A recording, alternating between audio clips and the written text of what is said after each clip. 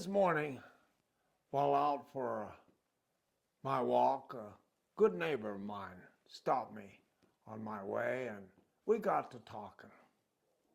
We started by sharing our Thanksgiving plans, and but then he told me he had watched my Thanksgiving video earlier that morning while having a cup of coffee.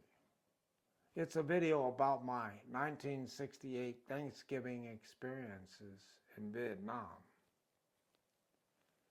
He once again thanked me for my service and all, and I always appreciate it, but he said, "I'd like to ask you a few questions that came to mind after I watched that video."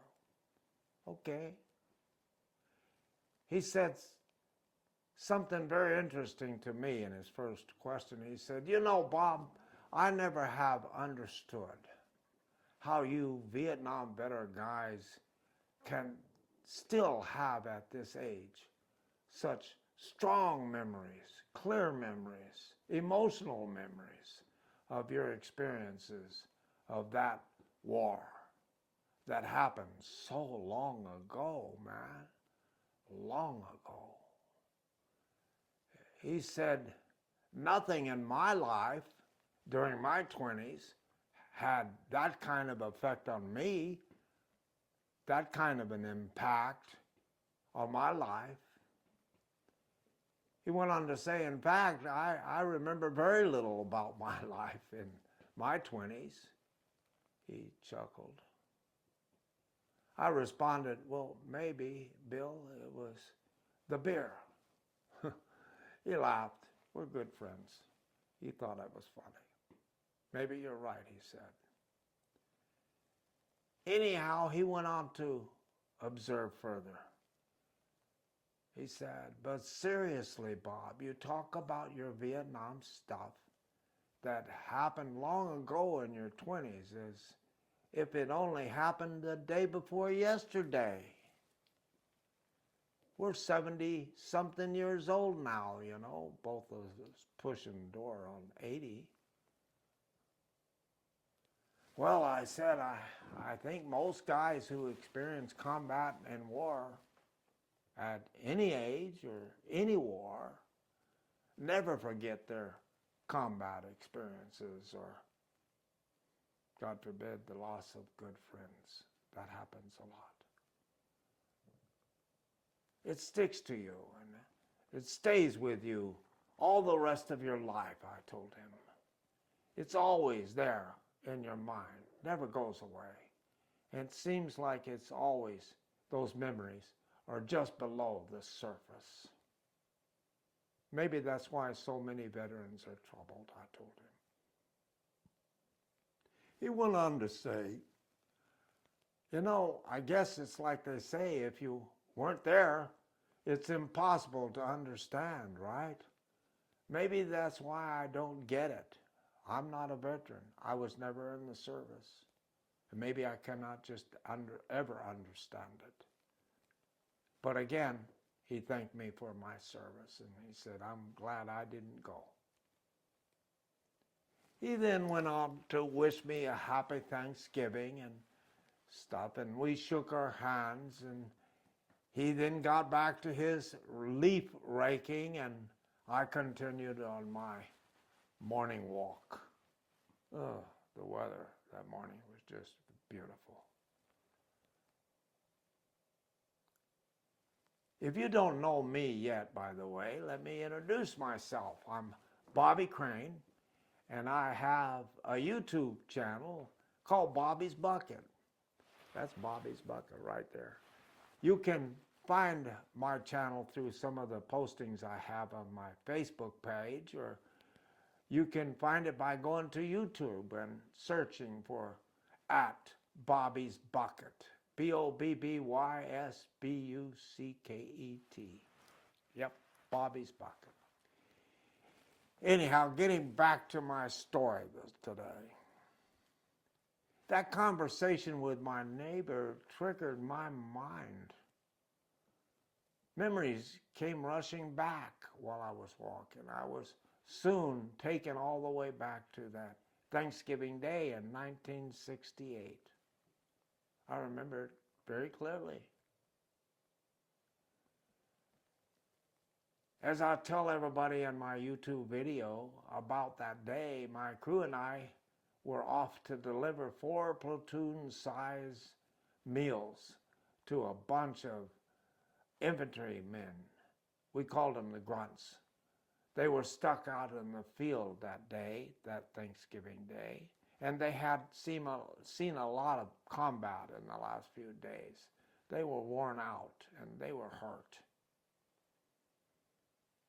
In my video, I tell the story of the goodness of that day and how I came to now call Thanksgiving Gravy Day. Not Thanksgiving Day, but Gravy Day, because of what I overheard one of the grunts say when we dropped off his turkey with all the fixings. It left a great impression on me, what I heard him do and say. The video story ends on the upbeat, on a positive note, if you will. I did that purposely so in remembrance and honor of those grunts I visited that day who were full of a great American grit. It's amazing how strong the baby boomers were in that Vietnam War, those that served when they were called, when so many others would not. They were grateful to the last man that day, I remember. Grateful for the hot meal, of course, we were delivering, and grateful most of all to be alive. It was cause to thank the Lord for still being alive. In my video, I cite a prayer that I heard one of them talking about, say that day. But there actually was a lot more to the story I didn't tell. A lot more to the story than I left out. I didn't include the rest of the story, if you will. The missing part of the story. Unfortunately, the downer part of the story. But thanks to that neighborly chance encounter, I finally decided after all these years, maybe it's time to tell the rest of that 1968 Thanksgiving story. What really happened that day in the last insertion. So, here we go. What I didn't get into in the video is how on that very last drop of the day, the 4th one, we ended up trading, sadly, those turkey fixings for 2 very badly wounded grunts. That's not the kind of deal we had in mind as we were ending our day. But here's what happened.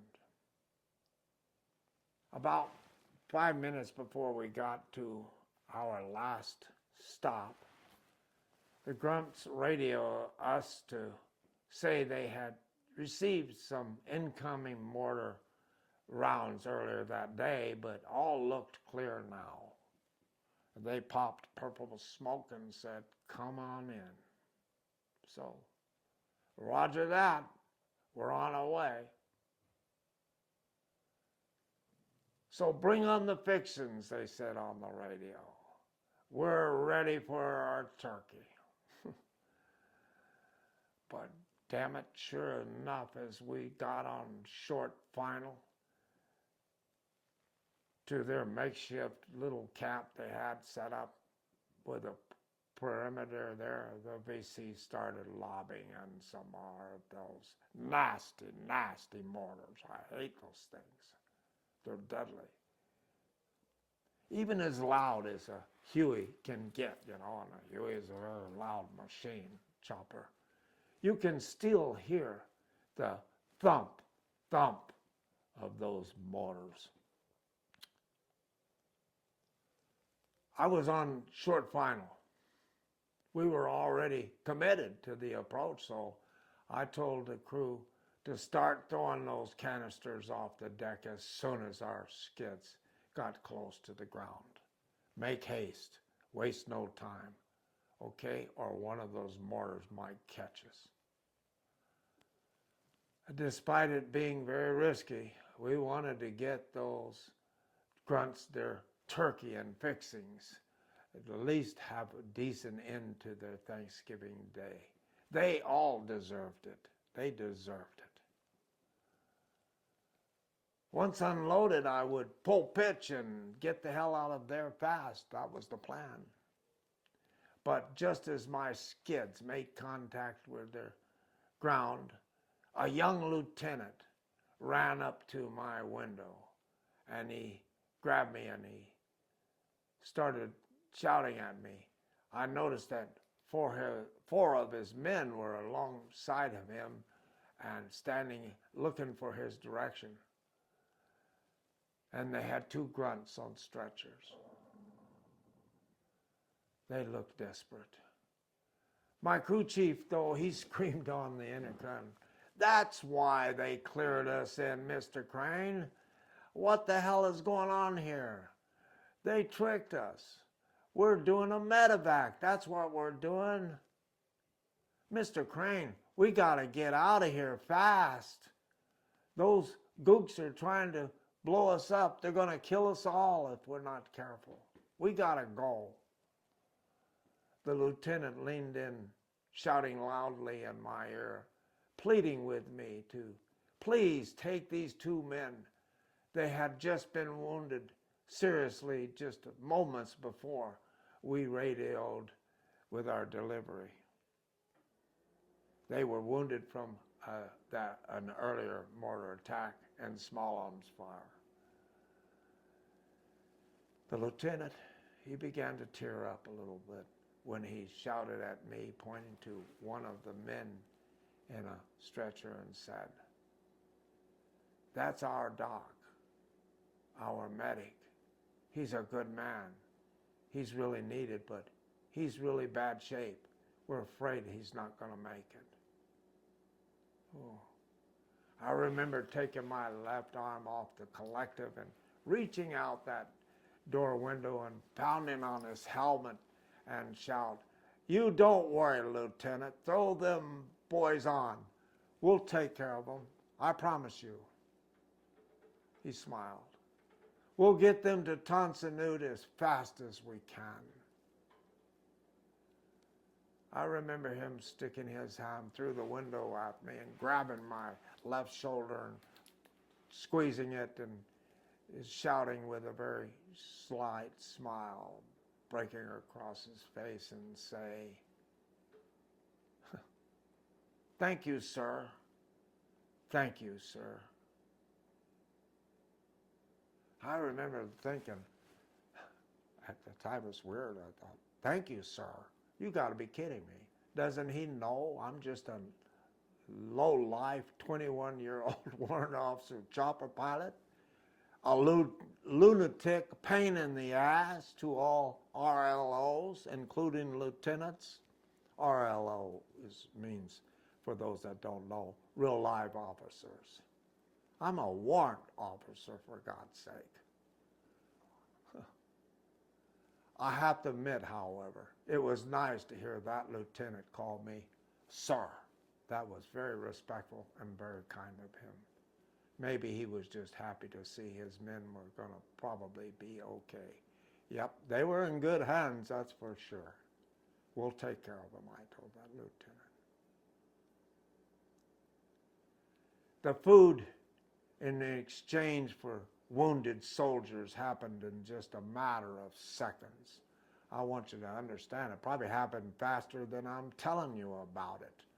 My crew chief shouted through the intercom as soon as those boys were on board, "They're on! They're on, Mr. Crane. But the gooks are zeroing in. They're getting closer. We gotta go, Mr. Crane. We gotta go. You're clear all around, Mr. Crane. You're clear. Let's go." He was an eager fellow. I nosed her over and pulled that pitch hard, abruptly. and all the noisy ruckus, we still got out of there post-haste. And would you believe it? Without so much a scratch. So many times I have to say there, but for the grace of God, I go I. Yep. Thank you, Lord. Thank you for keeping us alive. We were all grateful they had missed us. Yep. But now we had a mission. We had to drill holes in the sky like there's no tomorrow. We had to race against time to save those poor souls, those brave men, those grunts. They both were alive and conscious on arrival to the Tonsanut medevac pad, but they were still bleeding badly when the nurses got to our chopper and took them off. I could tell by the nurses and tense faces, these boys were now in good hands.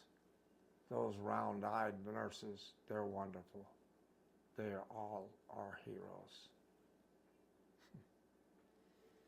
To this day, I can still see the distressed, dirty, and sweaty face of that lieutenant shouting through my window, pleading to take his men to safety and care. I often think of those young soldiers, too, just about every Thanksgiving that rolls around all these years. I don't think there was a Thanksgiving I had and I didn't think about those men on that day. I sincerely hope, no, check that. I sincerely pray they all survived that Thanksgiving day and made it back to the world. They truly deserved it. They were brave men. But I'll never know, will I? I hope God took care of them. Well, that's the rest of the story about that day, about my Thanksgiving Day, Thursday, November 28th, 1968. My gravy day. Yep.